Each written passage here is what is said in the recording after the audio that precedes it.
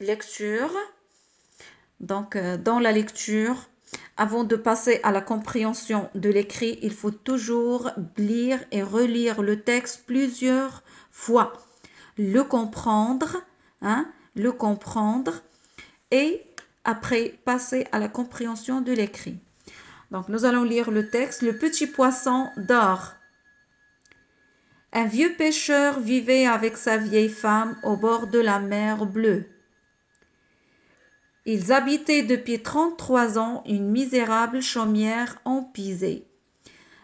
Une misérable chaumière en pisé. Chaumière, c'est une cabane fabriquée avec de l'argile et de la paille. D'accord? Un jour, le vieux pêcheur jeta son filet à la mer et le filet ne lui ramena que de la vase. La vase, c'est la terre mélangée à l'eau.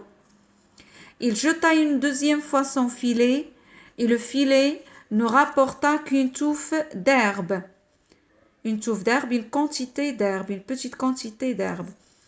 Il jeta une troisième fois son filet à l'eau et le filet lui ramena un seul poisson. Ce n'était pas un poisson ordinaire. Un poisson ordinaire, le poisson qu'on connaît, le poisson qu'on voit par exemple dans un marché, ce n'est pas un poisson ordinaire, c'était un poisson d'or. Compréhension de l'écrit. Qui sont les personnages de ce texte? Donc les personnages sont le vieux pêcheur et sa femme. Donc on voit bien, un vieux pêcheur vivait avec sa vieille femme au bord de la mer et on parle seulement de ce vieux pêcheur dans ce texte. Où se passe la scène? La scène se passe au bord de la mer. La scène se passe au bord de la mer puisque le pêcheur, il est au bord de la mer en train de pêcher. Où habitaient le pêcheur et sa vieille femme? Le pêcheur et sa vieille femme habitaient dans une misérable chaumière. Bien sûr, on a ceci dans le texte. Ils habitaient depuis 33 ans une misérable chaumière en pisé. Quel est le métier exercé par le vieil homme?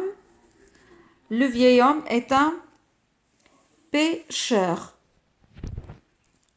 Fais l'énumération de ce que le pêcheur a pêché lorsqu'il a jeté son filet 3 fois à la mer.